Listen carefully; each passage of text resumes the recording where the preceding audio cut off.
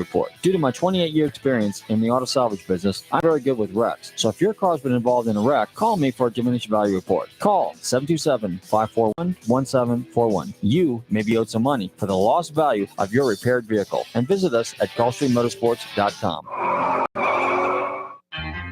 Looking for car shows? Then look no further than FLACarshows.com. On your computer or on your mobile device, FLACarshows.com is a comprehensive list of automotive events, plus videos and news articles. Whether you're looking for car shows, cruise-ins, meetups, automotive festivals, cars and coffees, or anything else relating to an internal combustion engine, then this is a site for you. Check it out online or on your phone at FLACarshows.com. My boss said you're the man for the job. But unavailable. You have 10 seconds to change your mind. I'll give you 5 seconds to remove your hand.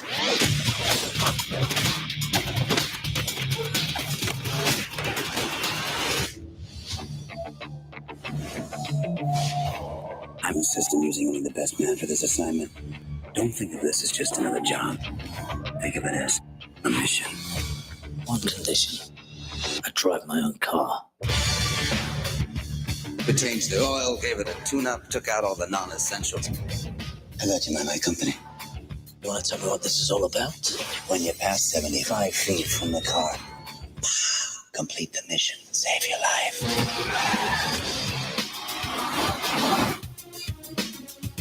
You didn't mention you bring company. It's complicated. With you, it's always complicated. On November 26th. Fasten your seatbelt. They're going to kill us! Do not. You really should think more positive. Step away from the vehicle. You've disappointed me. I've been thinking any idiot with a driver's license will do.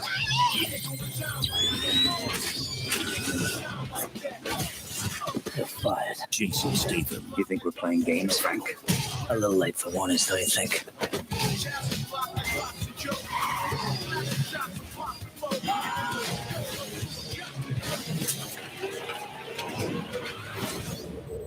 One more step, Frank. Come on, one more. Transporter 3.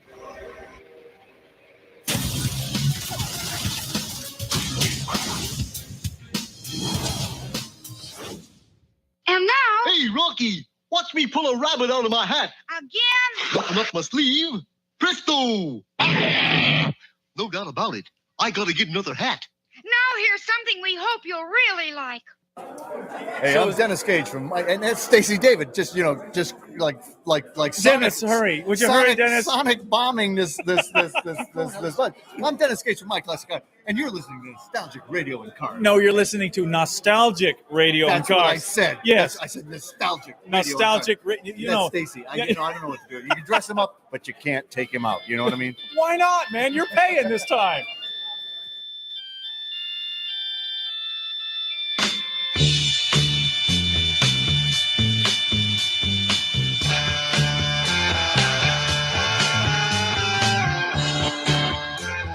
Okay, listeners, welcome. You're tuned in to Nostalgic Radio and Cars, and I'm your show host, Robert. Run your computers and Google TANTalk1340.com, and you can see us live here in the studios in downtown Clearwater.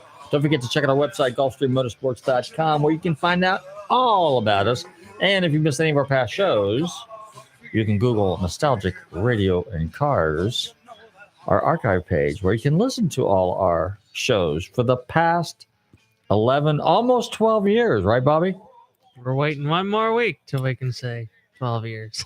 Well, now let me ask you a question. Okay, so it's like we officially started May 13th, which was on a Thursday evening, 2010. Oh, right? Yeah. You only had 3 years that I was born to choose from. There, Yeah. So at any rate, and I was originally supposed to do it on a Tuesday night. Then I chickened out. Then I was supposed to do it on a Wednesday.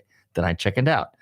Then I was going to do it on a Thursday, and at like 3 o'clock, 4 o'clock, then I chickened out, and I chickened out, and I chickened out. And then I think finally Lee looked over and says, look, man, 7 o'clock. So I was like, you got to poo-poo or get off the potty. I think I've said this every year. But anyway, that's the true story. So here we are, 12 years later. Amazing. You know, we started out just doing music. and then talking a little bit about cars and stuff. And then somebody said, Lee in particular said, why don't you get guests on your show, since you anybody can play music, you know, it can be a disc jockey, right? You know, we play music here all night. Yeah, music of your life. But anyway, you know, it takes a special person to be able to talk about cars and interview people and so on. So I took his advice, and here we are. And we have a very special guest for you again this evening. We're doing part 3. Jack is back. So we're going to be talking a little bit more about we're not going to be talking about collector cars. We're going to talk about other stuff. We're going to be talking more about the industry a little bit again, and where Jack thinks the industry is going, you know, from a designer's perspective. And so that'll be interesting, because, you know, the thing about when we have some of these guests on the show, again, it's legendary and fascinating people in the world of motorsports and music. But what it is, you know, you can read stories. I read a lot, okay, particularly when I interview people. You know, I read up on past interviews that they may have had. I listen to videos where they've been interviewed live. And quite frankly, reading is fine, but there's nothing like listening to somebody and hearing the actual dialogue, right? When you say that, makes a lot of sense, Bobby. I mean, I like listening. I mean, when you drive down the road, I listen to the radio. Well, especially for us people who opt for audiobooks as opposed to sitting down and reading. Yes. Having it spoken on a radio show is very helpful to us. Well, yeah. Plus, coming straight from the the horse's mouth. You know, it's interactive. Yes. You read it, you know, it's an audiobook, and you got a question, well, there's nobody there to ask you on a show. Yes. You know, you question pops in your mind, and you ask them. And I make my little notes. Yes. Okay. So anyway, but as far as car shows, if you want to find out where all the car shows are, don't forget FLAcarshows.com. This past weekend, they had the Walter Mitty up in Atlanta, and I heard they had something like 300 cars. It was a spectacular event. Didn't work out for me time-wise. Swap Meet, you know, Webster was Sunday also. I didn't make it to that. I had stuff I was working on. And let's see, this weekend is the Miami Grand Prix, and it's a Formula One race. Formula One, Crypto.com Grand Prix of Miami. Yeah, I mean, that's, you know, I got to tell you, I went to the COTA, which is Circuits of America, right? In Texas, Austin, Texas. And I went to a F1, and I've been to Indy, and I've been to Grand Prix or GT races, Sebring, Daytona, obviously, vintage races, and local circle tracks and stuff. But I'll tell you what, there is nothing that compares to the professionalism that you see in F1. And I can only imagine. They built a special facility down there, didn't they, Bobby? The Miami International Autodrome. Right. So we reached out to them, but we weren't able to get anybody on the show tonight. But we may have somebody on within the next week or two to talk a little bit up, which will be interesting, because then we can get a kind of a post valuation of how the event took place, and if it's going to be an annual event, which I think it should be. In the old days, I think they actually did it in Long Beach one time. In the old days, it would move around in the United States. I think they did Pittsburgh. I think Watkins Glen did it one year. I know they do it in Canada at can't think of the name of it right now, but at a track up there, Montreblon or something like that. And so that'd be interesting. But COTA is the official F1 track for the United States. So but I got to tell you, it is pretty cool. So now we'll see how this plays out. It should be quite interesting. And you were asking me what other races were going to be here, since this is a semi-temporary, semi-permanent circuit. Yeah. And so far, the Porsche Sprint Challenge in North America will be there later this year. Oh. Is what they have us. Well, we'll have to go and attend that, since we are kind of, you know, Porsche aficionados. We should obviously be there for that. Barber Motorsports in May is having, I think this past weekend, I think they also had their Indy races were at Barber Motorsports. And I know they're going to have a vintage race sometime in May. And just a whole bunch of stuff. Big shout out to my good friends over there at Fastlane Travel. If you ever want to participate on any foreign European driving tours, I mean, we're talking 5-star, first class, all the way driving tours with Porsches, no less. Our friend Peter Sonntag, the CEO and founder of Fastlane Travel, is currently in Germany, in Deutschland, as we speak, at the Porsche Fabrik, the Porsche Centrum, and the museum. I was just texting Peter earlier, having a great time. He'll be bonsaiing down the Autobahn sometime tomorrow. So that should be fun. At any rate, and then a big shout out to one of our future sponsors here. How about Seafoam? Bobby, why don't you tell about some of the Seafoam products we've been we have been our Seafoam arsenal that we have been blessed with. Yes, well, not going to say blessed, but you just kind of like we appreciate them sending us the samples. Yes, we have quite the product line that we've received from them. So starting with the famous good old fashioned Seafoam motor treatment. Which actually, gas and diesel. Which works real good on diesels, I might add. Made our Excursion. No longer does it sound like that John Deere. That old clip I play all the time around here. Yeah. Or like a Cummins. No, I'm just kidding. Yeah. It'll work on a Cummins too. We're on the radio. I can say that. I guess we could. But anyway. Yes, that we have their marine fuel stabilizer. We have their interior and exterior detailing products, which I tell you, they're quite amazing. The exterior one is a kind of like a spray wax carnauba type thing that you can put on your car, do a fast detail. Mm-hmm. And we have their Bug Be Gone, which is probably the best. Everything from a boat to a camper to the front of your car. And you tried them all, and they work great. I did, yes. You can park a truck under a tree and get that green stuff off the side, or you can one day in the love bugs here in Florida and you can get them all off. Well, that sounds like the ticket, as I say. That's the ticket. Yeah. So and they I think they're probably still doing that Bronco giveaway. So go to their website and all that stuff and enter, because you know we are.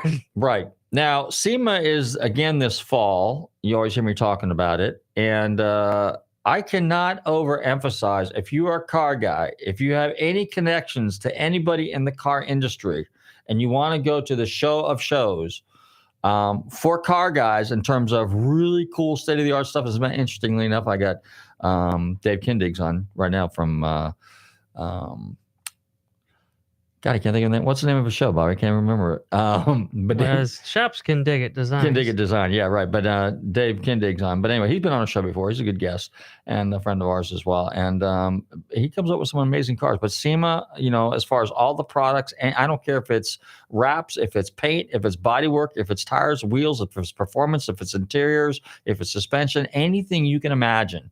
There's like 2,800 vendors there. Something like 300,000 people go dee-bopping through there. You've got North Hall, Central Hall, which is the coolest one, and you got South Hall, and then you have all the stuff going on, and then you have the track events that are taking place out front. I mean, SEMA it's a week-long event, and it's an absolute must. There's 4 events I talk about every year. Obviously, it's Scottsdale Collector Car Week. And by the way, I just got an email today from my good friend Bob Golphin, who has been on our show before and writes for numerous magazine publication, Cars Online specifically. But they are bringing back the Arizona Concourse. Now, the Arizona Concourse was really, really cool because it was at the Biltmore Hotel. It was limited to 3,000 people, 50, 60 cars, 70 cars, 80 cars, maybe something like that. But it was like a boutique concourse. Very, very nicely done. Very, very, just very welcoming, very warm, just nice, not overwhelming. It was just really cool. It was very, very nicely done, I might add. So that's going to be exciting. The next show, obviously, is Amelia Island. You cannot miss Amelia Island. And then Monterey Collector Car Week, and then SEMA. Those are the 4 biggies that you got to go to. And then anything else in between, is basically a bonus. So those are the events that are definitely on my calendar. And I usually try to attend those. And we talk about those, and we have guests on from those shows. But anyway, on that note, I think Bobby's going to fire up the stereo, and we're going to go ahead and we're going to get a guest on the show here in a few seconds. And in the meantime, don't touch that dial. We'll be right back. And here's another big classic out of the 60s archive. Right, Bobby? That once again, I have to introduce the music of your life on the Tan Talk Radio Network. Sorry. It's a compliment to them. It is. It's great. It's radio. Hey, we can do whatever we want here. It's spontaneous and it's fun, right? Peggy Lee was the answer. Oh, yeah. Peggy Lee was the answer. Okay, hey, don't touch it all. We'll be right back. Here's a little Fever. Never know how much I love you. Never know how much I care. When you put your arms around me, I get a fever that's so hard to bear. You give me fever when you kiss me, fever when you hold me tight. Fever in the morning, a fever all through the night. Sun lights up the daytime, moon lights up the night. I light up when you call my name, and you know I'm gonna treat you right. You give me fever when you kiss me, fever when you hold me tight. Fever in the morning, fever all through the night. Everybody's got the fever, that is something you all know. Fever isn't such a new thing, fever started long ago.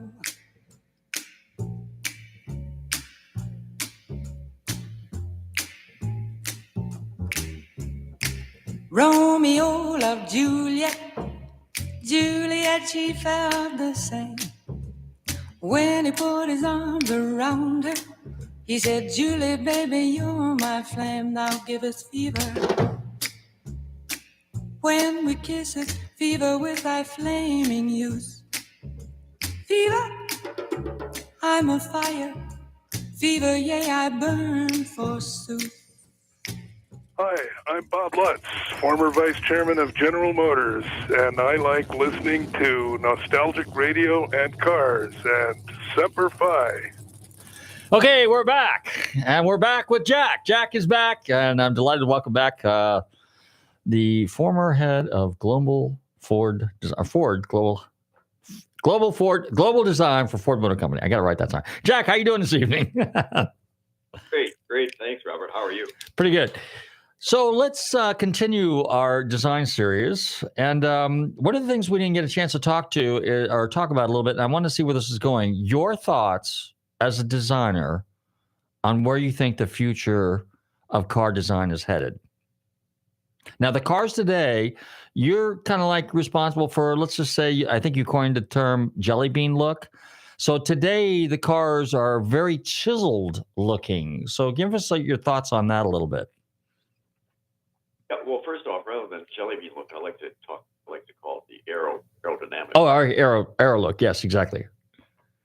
Yeah, and I think that there is a meeting in between someplace, because I do like the sharp edge also.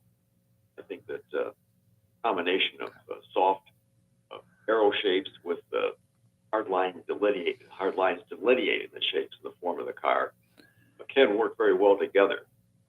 And but as far as where cars are going in the future, I think that you will be seeing. As a matter of fact, I just met today. I had lunch with the new EP of design for the Ford Motor Company, and his name is Anthony Lowe. He's a European. He's just coming to Ford from Renault in France, and we were talking about designing. He was talking about designing from the inside out, and now especially since we're going into, eventually getting into autonomous cars and this sort of thing, with a lot of human interface in the car.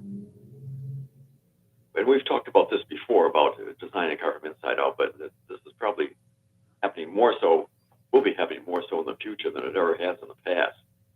But it's really getting back to the old theory of form follows function.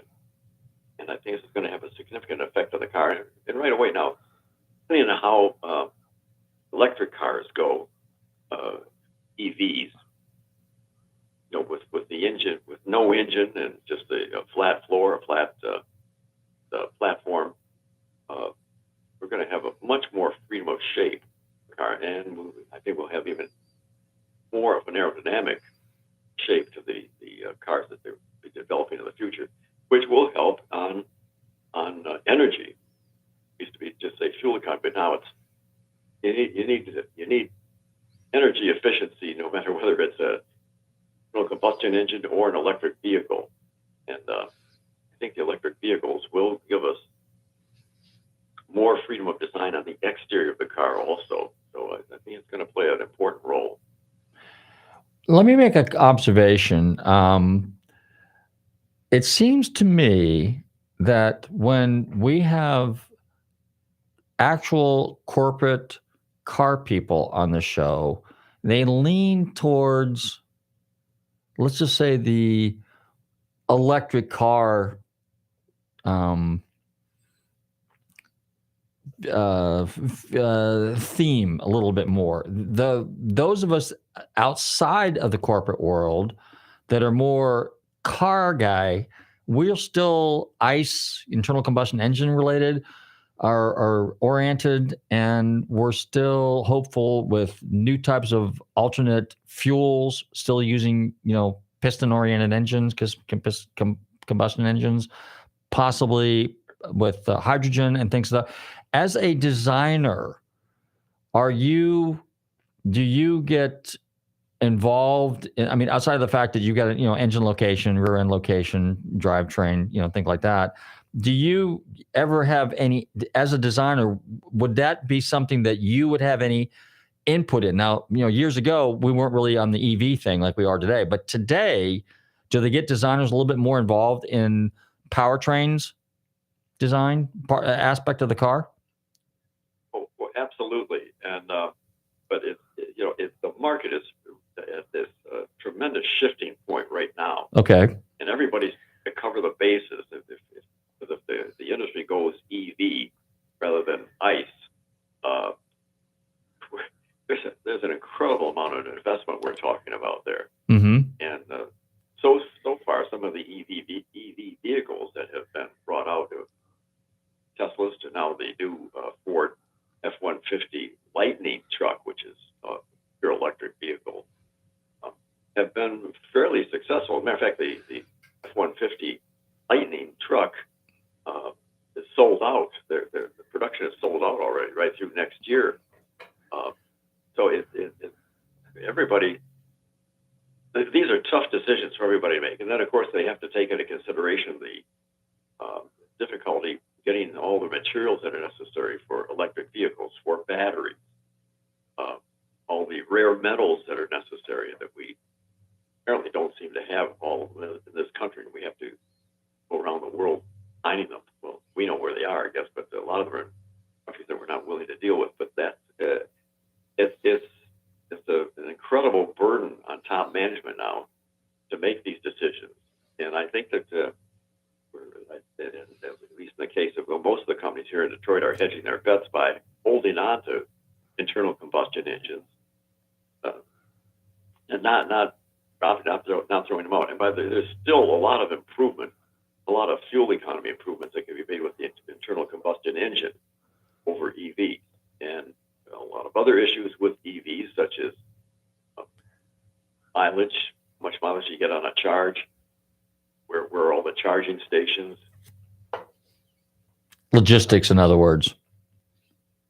Yeah, it's a tough decision, and the designer, would have to go along with top management. It's up to top management to decide which way we're going with our powertrains, whether it be pure electric, whether it be hybrid, stick with ICE engines.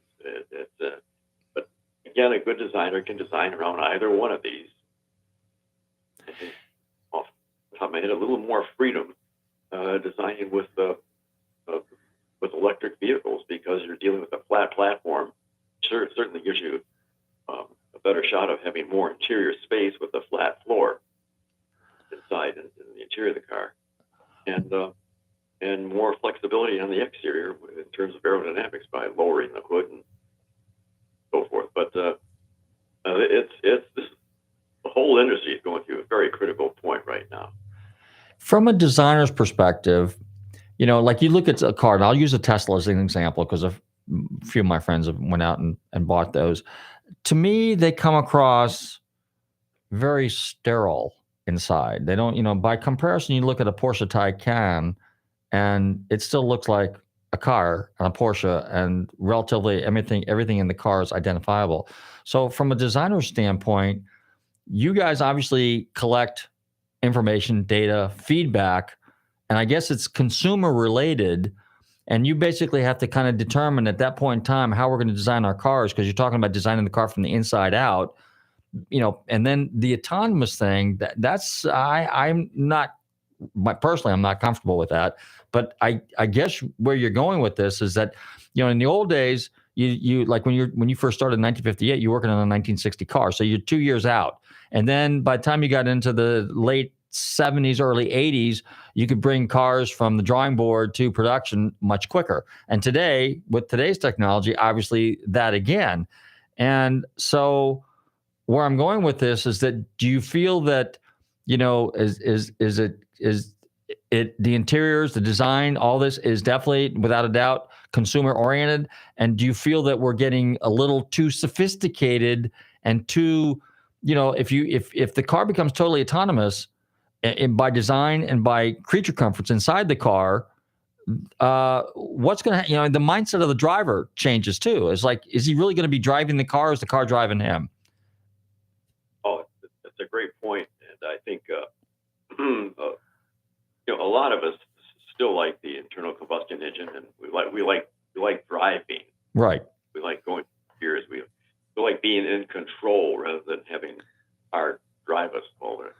And but I think what will happen, could happen. I think Bob Lutz had a good observation on this recently when I was talking with him. That when we went from the horses to cars in the beginning, people still kept horses. They still liked horses on the side. They had them on ranches and do ranches and all this sort of thing to have their fun on horses.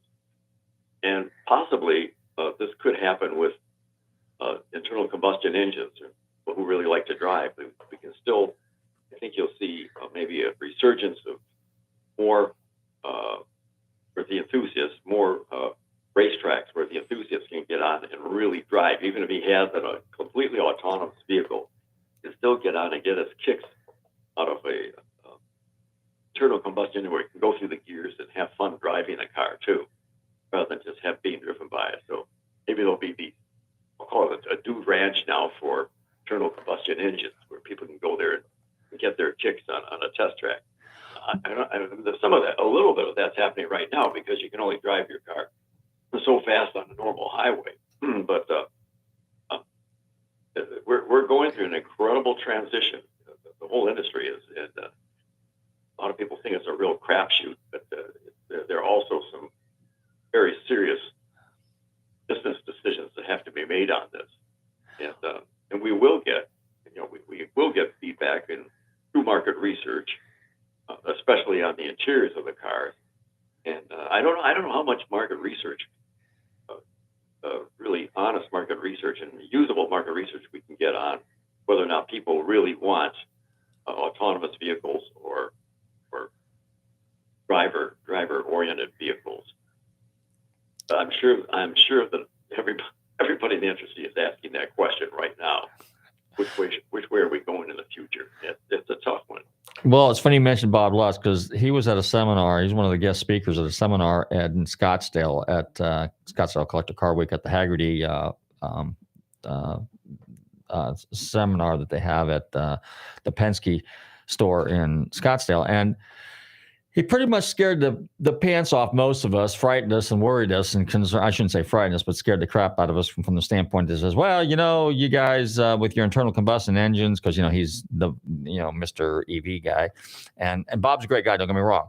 But I don't agree 100% on the whole electric thing necessarily. But what he was saying is Robert, what's going to happen is in the big metropolitan areas, eventually, and they're working on this now, there's going to be these grids where all these cars, you're going to park your car outside of town, you're going to get in this little, it's going to be kind of like the Jetsons type thing, where you're going to, or like Johnny Cab from the movie Total Recall with Schwarzenegger, where you get in this little cubicle, little autonomous little goofy little car with some little robot in there, and it takes you from point A to point B, and that's what's going to be in town.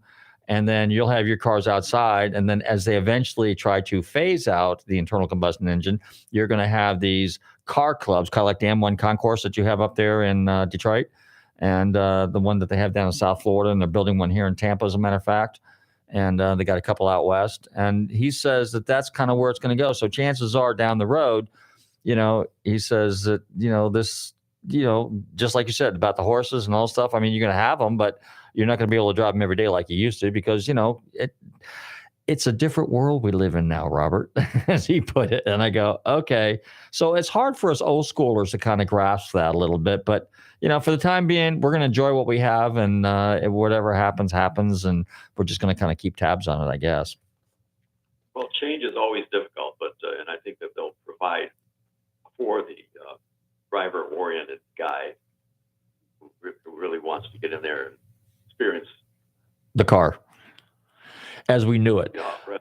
All right, now here's a question that I've always had to ask. Okay, I was in the wrecking yard business for 35 years. Okay, so I can tell you that a 65 and a 66 Mustang, a lot of stuff interchanges. A 67 and a 68 interchange.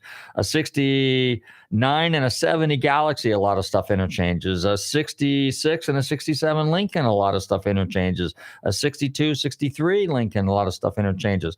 So what I liked, a lot of us did, what we liked about the 60s is there was these subtle changes, but there was a definite change almost like every year. So you as a designer, how were you basically because I always wondered this. Why, because in the old days, it's like, you look at a 61 Cadillac, you look at a 62 Cadillac, they're very similar, but in some stuff interchanges, but they change the fascia in the front, the fascia in the back, maybe a switch or two on the inside. Chrysler was notorious for that. And then we get into the 70s and we have, a 75 Lincoln looks pretty much like a 76, 77, 78. So then it starts that the cars don't change much for 4 years. And then pretty soon it's 9 years. So take us back to the 60s and how you as designers were basically, I'm not sure if you were instructed or if that's what they wanted you to do or if that was just the way things were done back then. But how did that work? Oh, well, yeah, back in the 60s, the late 50s, or even into the 60s, we were changing practically every year. But do bear in mind that we had far fewer models in those days than we That's have true. today. We had a large Ford Galaxy, and then maybe drop down to a Fairlane and maybe a Falcon. But today, you look at all the different series of models that we have, and how we just don't. They don't have the manpower and the resources to come up with these changes every year like we did back then. But I got to tell you, it was much more fun back in the 60s when we were able to change every year. And if you made any kind of a mistake, if the vehicle wasn't selling, if you had a 59 or 60 or 61, say, full-size Ford that wasn't doing that well, and our main competitor back in those days was Chevrolet. Uh-huh. Chevrolet beating us one year, and you could quickly turn around and change it and get back on track and go after your competition a lot faster because you didn't have to hold on to the design back then. Now, in all fairness, too, let's face it, our quality wasn't as good back then as it is today. Our fit and finish and door margins, et cetera, are so much more exacting today than they were back then. But people weren't demanding that back then either. People really did want change. We used to get excited when they go to the dealer every fall and see all the new models that would be on display. I mean, there was just a little bit more excitement there. On the other hand, and I think that you'll have people who are more technically oriented are getting excited over electric vehicles, and they want the technology. They want maybe. I'm not sure how many are really excited about autonomous vehicles, but that remains to be seen. Who knows? It's a crapshoot. All right. So back in the day, all right. So in the 60s, when you were changing these styles, how many different sets of concepts did you have to come up? Let's say you went from the Ford Galaxy. Okay.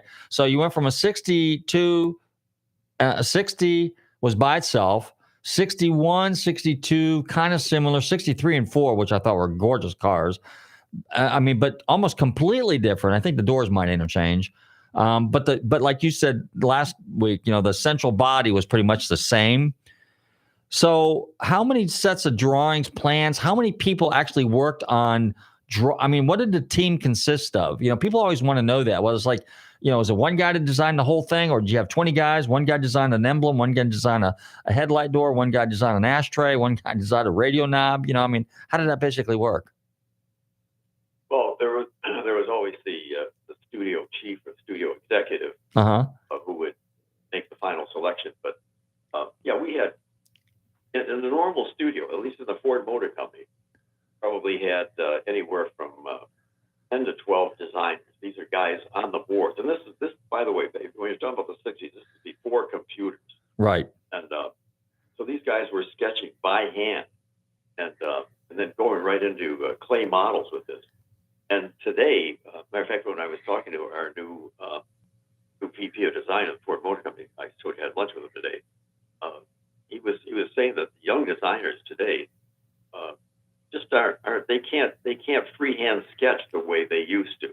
They're not trained to do that. They want to do everything on a excuse me, on a computer. Uh-huh. And it's just not as creative or it doesn't have the flair and the excitement that it had back then when you're doing it.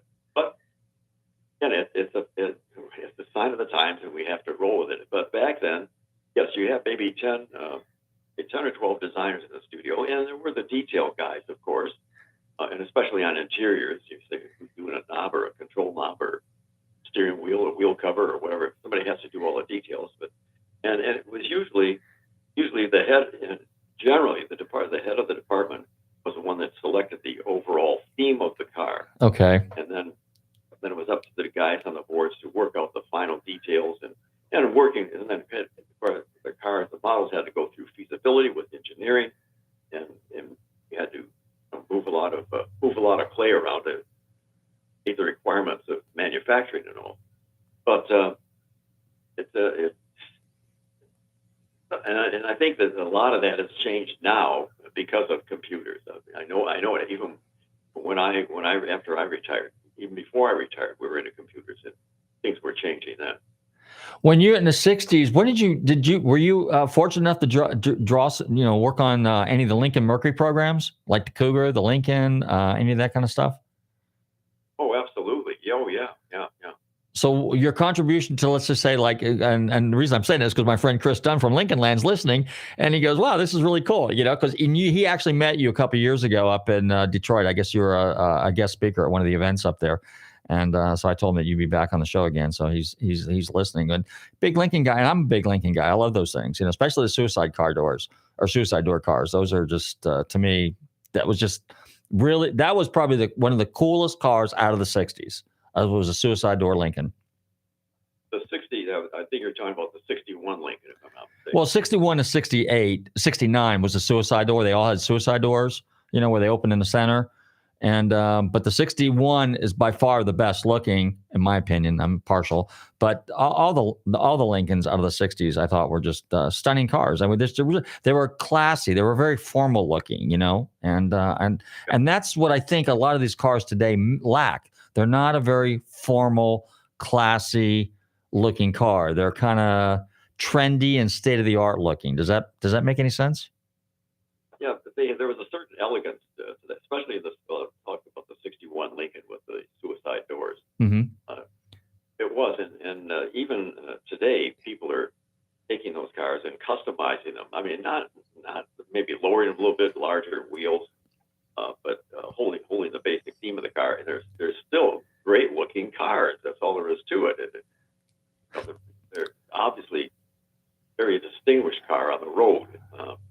There's a company and we had him on the show here a number of years ago, and it's called Mob Steel. I think and they're out of Detroit, and that's what they do is they primarily specialize in the suicide door Lincolns from 61 to 69.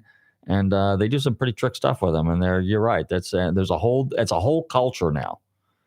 Another question that I have, and I've got to ask you this, okay? And I can't remember the designer's name, but I remember when I was in Detroit a number of years ago, we went to this little restaurant someplace off of Woodward Avenue. And as the story went, he says, Robert, back in the 60s when we were here as designers and engineers and stuff like this was a restaurant, and there was 4 or 5 of them along the strip there, where the Ford guys, the Chevy guys, the Chrysler guys would all sit there and either have lunch or sometimes dinner and share and swap stories. That's why a lot of the cars were very similar during the 60s. Now, how much truth is there to that? I don't think there's very much. I think we got together and talked. We had a lot of the designers knew each other. There was a lot of intermixing of designers and changed the move from Ford to GM and Chrysler. But I don't think it was because we had lunch of it that caused the similarity in the looks of the cars. But no, I don't believe that at all. And people really kept what they were doing confidential. We were not sharing that information with our competitors, but there were trends that everybody knew about and that you had to adhere to and roll with and move with and stay on the right trend curve. But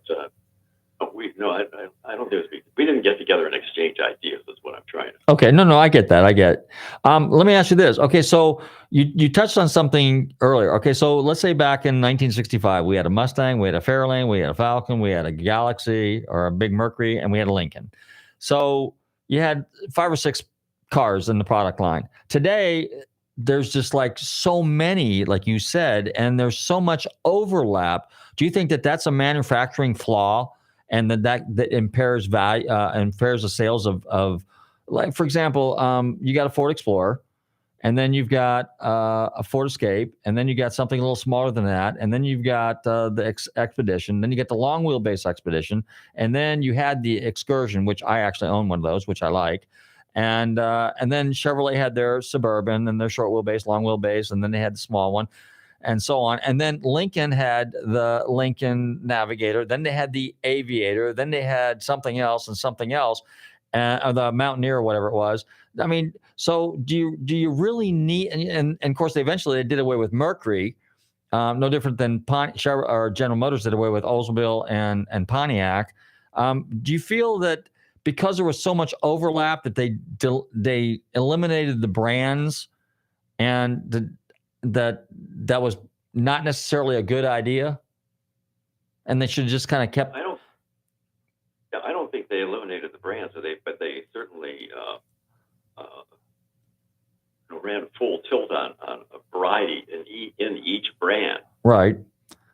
Well, I'm sure that I know the market demanded it. I mean, we really did, because we had to fall into all those different price segments on the cars too at that time. But we still do. I mean, today we do. Mm-hmm. For demand, and you know what your competition is doing. You know that if GM comes out with a car that's, or say, especially an SUV, because there's so many SUVs now. Matter of fact, Tucson always seem to be doing their SUVs. You have to cover the base on that, and if they come out with a larger one or a smaller one, you better be right there on top of it, doing something that's fully competitive with whatever our competition is doing. Another question. Okay, so like my son has a Ford Focus, okay, which is a great little car. So Ford eliminates the Focus.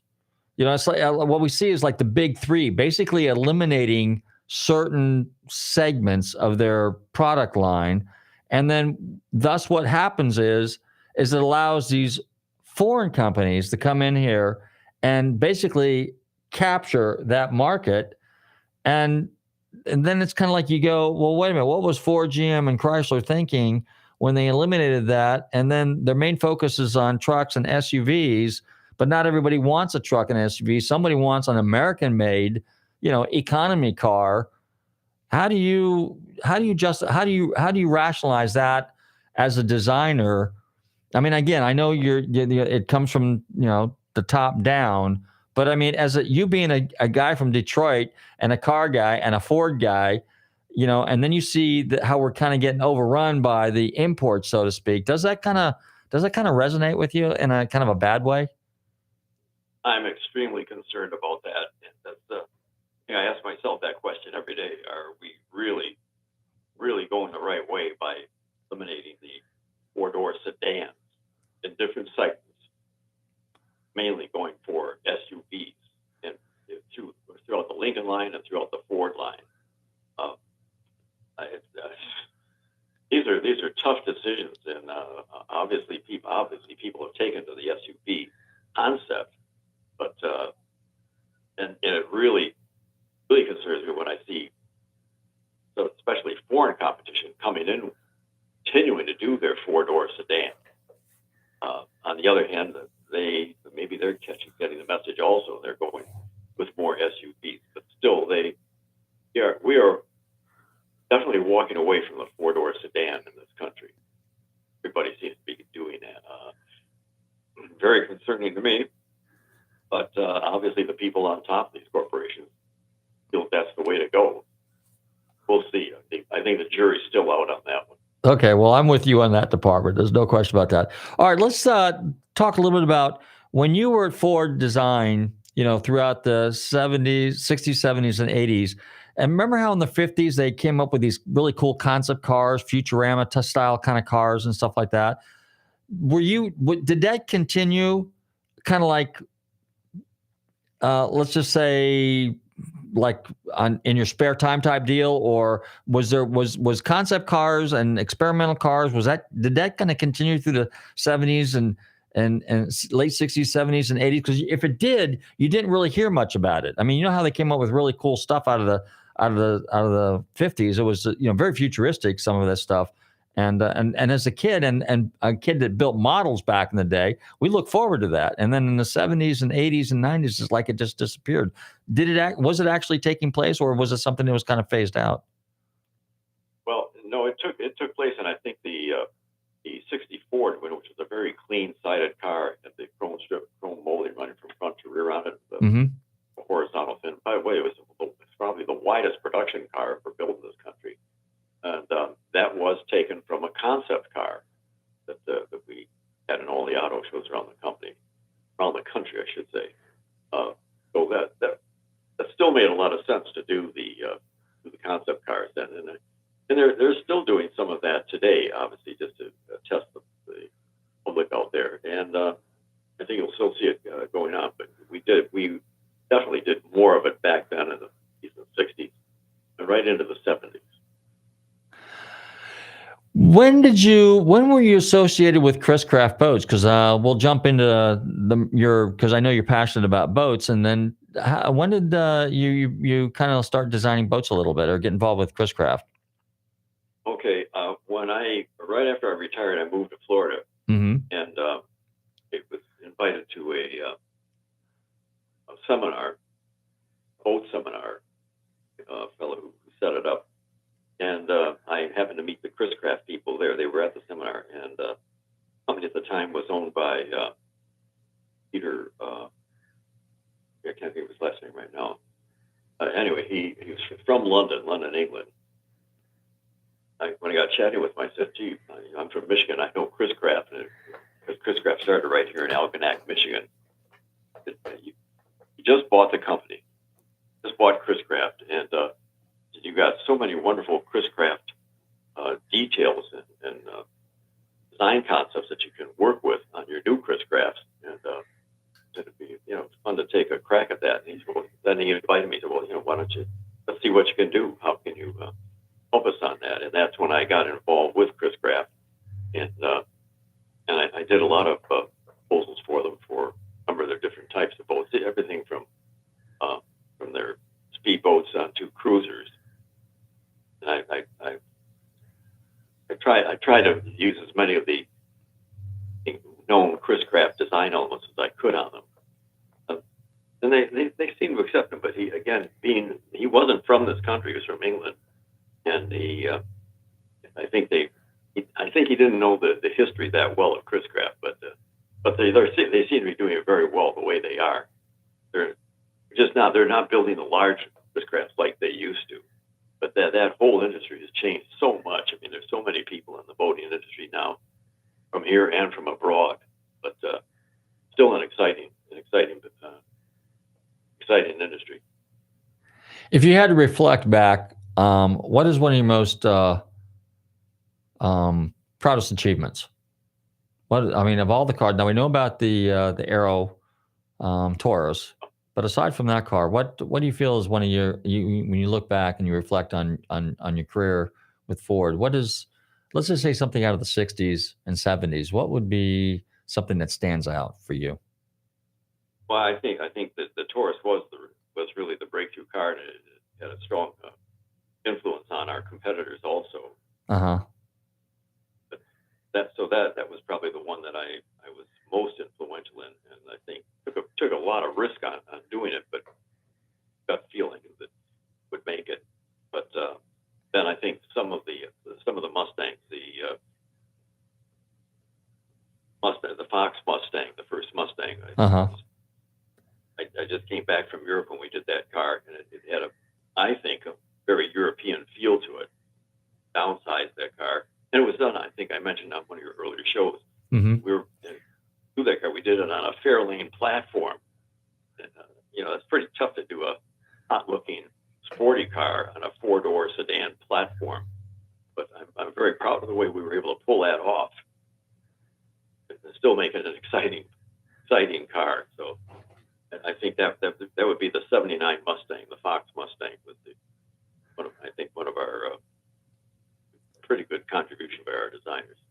Well, I can tell you this, just because I've got a lot of friends that own those cars, and I've had a number of them myself. I had a '79 Capri one time, Ghia, I think it was a Ghia body, Ghia design, and trim, and with a V8 in it and everything like that. It was a stunning car, and so the Fox body Mustang today for the new generation guys is probably the most popular Mustang out there. It really is, outside of the 2015 to 2022 cars. But the Fox, the 65, 66, the 67, 68, the 69, 70s, and then 71s, 72s, their 73s, okay. But then when he came out with the Fox body car after the Mustang 2, the Fox body is a sensational car, and great job. Thank you very much. We appreciate that car. Thank you. We enjoyed doing it. Yeah. Well, Jack, we are up against the clock again. I want to thank you for hanging out with us for 3 series, for 3 shows. We truly enjoyed it. We got, I think, to cover a lot of stuff. You answered a lot of questions. My listeners were tickled. And I wish you the best luck. Next time you're down in Florida, hopefully I'll bump into you at one of these events down here at Amelia or something like that, or maybe if I get to Detroit again. And thank you for your contribution. Thank you for the cars. And, all the best to you. And hopefully we'll see you out there motorboating someday. It's my pleasure, Robert. Yeah. Thank you very much. I want to thank my very special guest this evening, head of Ford Global Design, Jack Talnack. And it's just a lot of fun. I mean, it was very educational, very informative. It's great to have someone like him on the show. And, I really, that's what we're here all about. Fascinating and legendary names in motorsports, music, the car world. We want you guys to kind of tune in every week here between 7 and 8 p.m. on the TAN Talk Radio Network. You never know who we're going to get on. I've reached out to a number of people, and I'm always surprised myself when I get some of these legends on. And that's what we focus on mostly, is the legendary guys, the guys who are around, the guys who are responsible for the hobbies, for the sport of it, music, instruments, the whole 9 yards. So hopefully we'll see you guys some of the car shows. Check out FLA.com. Don't forget our website too, GulfstreamMotorsports.com. We got some stuff posted on there. Follow us on our social media. Anything you want to add, Bobby? That sounds good to me. Yeah. Hey, and next time you're at the parts house, don't forget to pick up some Seafoam, right? Seafoam, yep. Yep. And if you're up in Crystal River area or wherever Inverness, don't forget to Bushdale Motorsports. Go-karting. In the meantime, I want to see you guys with the car shows, but stay safe, drive carefully, and love your family. We go eat day to day, hour to hour, day straight, deep and wide. Bring on through to the other side. Bring on through to the other side. Bring on through. Bring on through, bring on through, bring on through.